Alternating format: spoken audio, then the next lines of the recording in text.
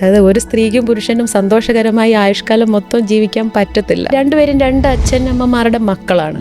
അവർ തമ്മിൽ സ്വാഭാവികമായിട്ടും അഭിപ്രായ വ്യത്യാസങ്ങളുണ്ടാവും. ഓരോരുത്തരുടെയും ടേസ്റ്റും താല്പര്യങ്ങളും ഒക്കെ വ്യത്യസ്തമായിരിക്കുമല്ലോ. നമുക്ക് ഇതിൻ്റെ അകത്തിൽ ഒരു എക്സൈറ്റ്മെന്റ് വേണം. ഒരു ബന്ധത്തിൽ നമ്മളിപ്പോൾ എന്നും ബിരിയാണി കഴിക്കുന്നു, ആ ബിരിയാണിക്കകത്ത് ചിലപ്പോൾ മട്ടൺ ബിരിയാണി ആയിരിക്കും, അതിൻ്റെ സ്പൈസ് എങ്കിലും ഒന്ന് മാറിയെങ്കിലല്ലേ നമുക്കതിൻ്റെ ഇന്നലത്തേനെക്കാട്ടി രുചികരമാണ് ഇന്ന് എന്ന് നമുക്ക് തോന്നാൻ പറ്റുള്ളൂ.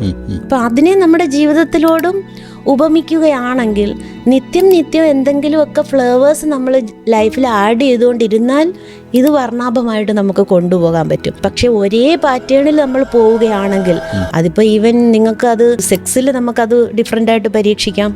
അതുപോലെ അപ്രോച്ചിൻ്റെ അകത്തിൽ, പിന്നെ അതുപോലെ കുക്ക് ചെയ്യുന്ന കാര്യത്തിൽ, അതുപോലെ യാത്ര പോകുന്ന കാര്യത്തിൽ, നിത്യമുള്ള കമ്മ്യൂണിക്കേഷൻ്റെ കാര്യത്തിൽ പുതിയ പുതിയ സ്കില്ല് നമുക്ക് രണ്ടുപേർക്കും കൂടെ പഠിക്കാവുന്നതാണ്.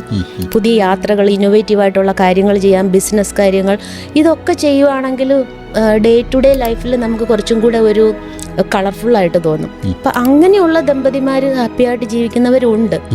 പക്ഷെ ഇത് ഒരേ പാറ്റേണിൽ യാന്ത്രികമായി പോകുന്നതിലാണ് പെട്ടെന്ന് തന്നെ മടുത്തു പോകുന്നത്.